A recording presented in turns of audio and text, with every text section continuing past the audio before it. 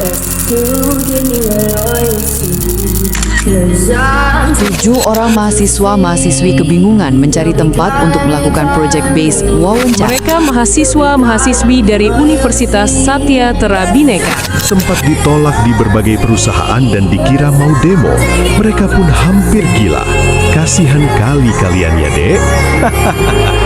Setelah sekian lama, akhirnya mereka mendapatkan tempat wawancara di PT Astra Daihatsu Motor. Selamat menyaksikan. Halo, nama saya Wendy. Saya Maria Sofiana Sinaga. Saya Ananda Rizka Sakitri. Saya Sendira Syamwi. Saya Febri. Saya Cecilia Septiatata. Dan saya Marcel Pratama Semiring. Pagi Bang, kami dari mahasiswa Universitas Satyatera Bhinneka, Fakultas Ekonomi dan Bisnis, Prodi Bisnis Digital. Di sini kami akan mengerjakan mini riset kami dalam mata kuliah Manajemen dan Organisasi dalam bentuk wawancara terhadap PT Astra Daihatsu Motor. Tujuannya untuk mengetahui bagaimana gambaran penerapan manajemen terkhusus di bagian marketing PT Astra Daihatsu Motor. Sebelumnya kami ucapkan terima kasih atas waktu yang sudah diluangkan. Apakah Abang sudah bersedia untuk melakukan wawancara ini? Siap. Baik, perkenalkan nama saya Leo Sinaga. Saya dari Astra Daihatsu Medan Singamangaraja. Saya perjelas sedikit, kita bukan Astra Daihatsu Motor. Astra Daihatsu Motor itu orang itu yang memproduksi. Kita Astra Daihatsu Sales Operation. Kita bagian penjualannya. Jadi karena kan produksinya itu kan di Jakarta, kita di Medan ini daerah pemasaran. Jadi kita Astra Daihatsu di bagian penjualan, AEDXO biasanya dibilangnya. Oke, untuk selanjutnya saya sudah siap untuk pertanyaan-pertanyaan dari adik-adik sekalian. Silahkan ditanya apa yang perlu ditanyakan. Terima kasih. Bagaimana tim marketing Daihatsu tetap kreatif dan inovatif dalam membuat strategi pemasaran? Oke, tim marketing Daihatsu kreatif dan inovatif dalam membuat strategi pemasaran. Yang pertama, untuk dari aturan dari perusahaan kita untuk melakukan pemasaran itu ada 2 jenis aktiviti namanya. Ada aktiviti online, ada aktiviti offline. Untuk online-nya sendiri kita membuat iklan di Facebook, di Google, di TikTok juga. Kita juga kadang-kadang live TikTok.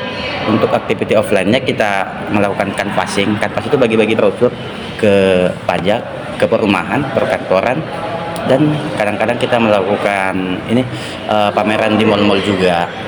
Baik, untuk menurut Abang boleh diceritakan contoh inovasi pemasaran seperti apa yang pernah dilakukan oleh tim marketing? Oke, untuk saya sendiri yang pernah saya lakukan itu, kebetulan saya itu sales itu kalau bisa dibagi, saya itu lebih condong ke pemasaran online. Jadi saya lebih banyak main di iklan. Jadi yang saya lakukan biasanya mendesain iklan. Kadang juga saya membayar ke Facebook, saya bayar juga setiap harinya itu sekitar 60-70 ribu biaya iklannya. Baru habis itu saya juga melakukan mengedit brosur seperti yang ada di sana, juga ada brosur untuk promo-promo menarik juga kami sampaikan di sana. Ada kami buat keterangan nama mobilnya, tipe mobil, DP dan angsurannya, dengan tujuan konsumen bisa melihat brosur kita dan konsumennya pun bisa tahu di mana tempatnya, dan kalau butuh unit sudah pasti menghubungi kita, karena kita yang melakukan promosi. Kita ada di pasar, kita ada di halaman Facebook setiap orang yang membutuhkan mobil. Jadi ya otomatis kalau orang itu butuh pasti nampak promosi kita yang ada di Facebook. Begitu kira-kira. Ya, baik, terima kasih Pak. Baik Pak, di sini bagaimana susunan tim atau struktur kerja di bagian marketing agar bekerja bisa berjalan efektif? Oh, susunan organisasi lah ya. Oke, susunan organisasi itu yang pertama itu kita dari bawah dulu. Di kita itu pertama itu kami sales, dari kami sales dulu. Di atas kami ada namanya sales supervisor. Dia membawahi sekitar 10-12 orang sales force. Kami melakukan koordinasi ke atas. Setelah itu nanti di atasnya lagi ada namanya kepala cabang. Kepala cabang ini membawahi setidaknya 5-6 sales supervisor, dan di atasnya ada namanya kepala wilayah. Jadi dia, kalau kita urutkan dari atas, kepala wilayah, kepala cabang, supervisor, baru sales. Nah, itu dia susunan organisasi di kita di bagian marketingnya. Karena kan kebetulan saya di marketing. Kalau di bagian bengkel dan lainnya memiliki struktur organisasi yang masih berbeda. Cuman itu karena kebetulan saya tidak ada di sana, jadi sulit saya menjelaskan. Jadi saya cuma menjelaskan yang di bidang marketingnya saja, begitu. Baik Pak, terima kasih. Strategi apa yang diterapkan oleh PT Astra Daihatsu untuk meningkatkan kinerja dan motivasi karyawan? Meningkatkan kinerja dan motivasi karyawan ya. Oke, yang pertama untuk meningkatkan kinerja itu sudah pasti ada dilakukan training atau pelatihan ya. Jadi kita itu setiap beberapa periode, kadang sekali 3 bulan atau sekali 4 bulan kita ada namanya training. Training itu nasional dan kita itu biasanya via Zoom. Biasanya yang membawakan materinya ada juga pembicaranya James Gui. Kalau teman-teman tahu, dia itu selain melakukan training cara penjualan mobil, dia juga bisa training motivasi juga. Jadi kita sekali 3 bulan atau sekali 4 bulan ada periodenya kita melakukan itu. Baru itu tadi untuk motivasi ya. Jadi setelah pelatihannya itu kadang-kadang juga kita juga ada namanya reward and punishment. Kalau kita melakukan mencapai target atau melebihi target kita ada hadiah dari kantor, ada rewardnya begitu. Menurut Abang ini, kemampuan apa yang paling penting dimiliki oleh karyawan marketing di Daihatsu ini? Kemampuan yang paling penting itu sudah pasti komunikasi ya. Lebih spesifiknya negosiasi. Komunikasi kan bukan komunikasi public speaking, maksudnya lebih ke negosiasi, kemampuan negosiasi, kemampuan kita untuk menghandle konsumen, kemampuan kita untuk mengetahui kebutuhan konsumen, baru kemampuan untuk menangani keluhan. Karena kan setiap konsumen itu kan beda-beda. Ada misalnya konsumen A, dia ada datanya bermasalah, kita harus mencari problem solvingnya, solusi dari masalah yang dihadapi. Gitu dia. Jadi dia selain komunikasi, negosiasi, habis itu harus menganalisa kebutuhan konsumen dan cara untuk mengatasi keluhan. Itulah yang paling penting. Berarti utamanya itu komunikasi, baru nanti bercabang-cabang selanjutnya cara menganalisa konsumen. Begitu dia.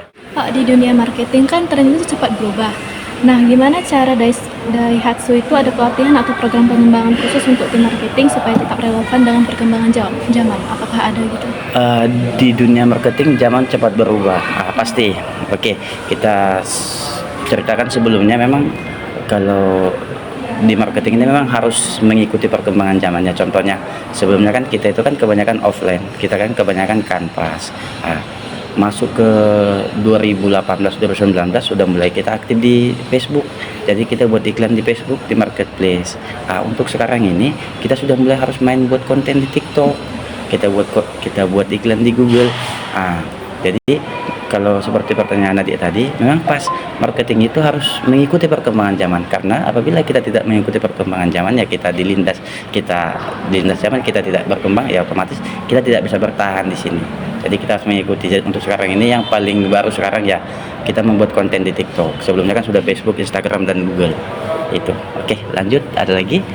Kalau untuk cara tim marketing Daihatsu itu berkomunikasi sehari-hari agar informasi bisa tersampaikan dengan jelas dan tidak terjadi komunikasi itu gimana ya Pak? Cara berkomunikasi dengan konsumen atau dengan sesama karyawan? Tim. Kalau untuk marketing Daihatsu kebetulan kita itu komunikasi antar personal sales sama sales itu tidak terlalu banyak koordinasi karena satu konsumen itu dihandle oleh satu sales, ya kan. Tapi kita itu melakukan koordinasi dengan atasan kita, dengan supervisor. Jadi kalau ada kendala kita mintanya itu ke sales supervisor. Kita koordinasinya ada masalah di leasing misalnya, atau ada masalah data, atau ada konsumen minta diskon tambahan, kita itu biasanya langsung komunikasinya ke atasan langsung saya kebetulan SPP, supervisor. Jadi kami komunikasinya ke sana. Kalau komunikasi sesama sales ya biasanya cuman ya say hello aja, cuman komunikasi untuk membangun keakraban aja. Kalau untuk koordinasi pekerjaan kita lebih sering koordinasinya ke atas, ke SPP. Itu dia. Terima kasih Pak. Ya. Apa tantangan terbesar dalam mengelola karyawan di perusahaan sebesar Astra Daihatsu? Sebenarnya tantangan terbesar untuk mengelola karyawan itu sebenarnya bukan ranah saya untuk menjawab, cuman ya coba saya ini kan tantangannya karena setiap karyawan itu memiliki karakter yang berbeda-beda. Ada yang misalnya kan sekarang kan Gen Z ini ada yang tidak tahan dengan tekanan, ada yang pemarah. Jadi tugasnya sebagai leader berarti SVP, tugas bos saya dia harus masuk dulu ke ruang lingkup anggotanya. Jadi dia harus bisa seperti bunglon di sini, harus seperti ini. Jadi dia tidak boleh menerapkan satu aturan atau bukan aturan, satu pendekatan untuk semua orang. Jadi setiap orang dilakukan beberapa pendekatan yang berbeda-beda. Itu dia. Bagaimana pemimpinan pengolah perbedaan pendapat atau ide di dalam tim marketing? Pengelolaan perbedaan pendapat ya. Oke. Seperti yang namanya kita banyak karyawan otomatis banyak perbedaan pendapat. Tapi kembali lagi cara untuk mengelola pendapat ini harus kita pikirkan pendapat mana yang paling menguntungkan dalam jangka panjang untuk semuanya, bukan untuk satu orang aja. Jadi ya sebagai pemimpin ya pemimpin kita juga di sini sudah pasti orang yang sudah sangat luar biasa ya. Jadi orang itu sudah bisa menentukan mana dia yang dalam jangka panjang dan paling menguntungkan, itulah harus dipilih. Karena kan tidak boleh cuma mengambil satu pendapat dan mengambil keputusan.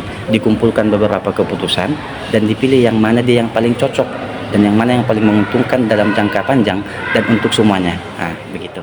Baik Pak, di sini saya ingin bertanya, bagaimana cara perusahaan ini menilai kinerja masing-masing tim marketing? Menilai kinerja, oke. Menilai kinerja tim marketing itu yang pertama itu kita tolak ukurnya itu jualan ya, ada namanya poin. Nah itu tolak ukurnya. Jadi setiap marketing itu ada dikasih target. Nah misalnya seperti saya dikasih target 4 unit. Jadi apabila saya sudah mencapai 4 unit, saya sudah mencapai target. Di atas 4 unit, saya sudah melebihi target. Begitu cara penilaiannya. Ada lagi penilaian attitude. Jadi ada keterlambatan. Kita kan masuknya jam 8.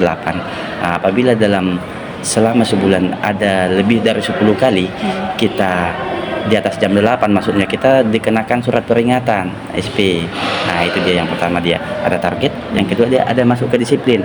Lalu yang ketiga ya etika lah ya, cara komunikasi dengan atasan gitu dia. Baik Pak, saya Rizka. Di sini saya akan bertanya, hal apa yang biasanya membuat tim marketing tetap semangat dan termotivasi dalam bekerja?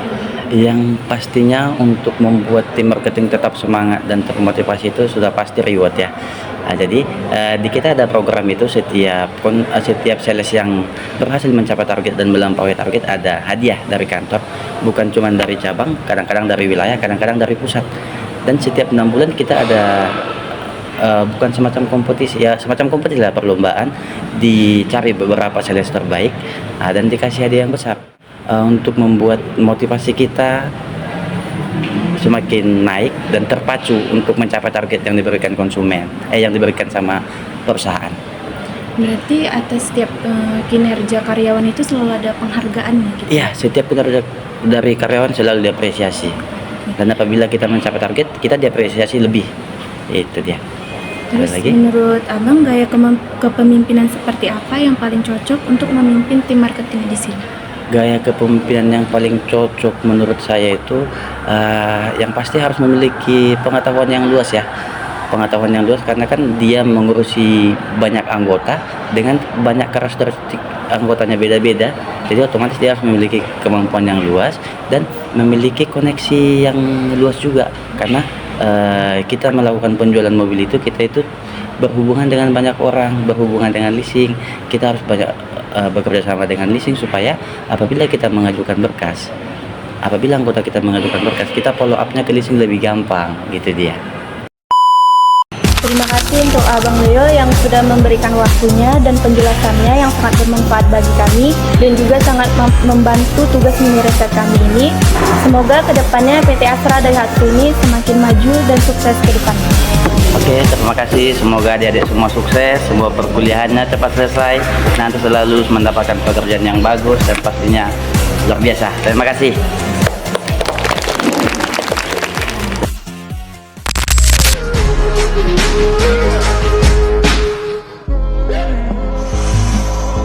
First you both go out your way and the vibe is feeling strong. And what's small turn to a friendship turn to a bond. And that bond will never be broken, the love will never get lost.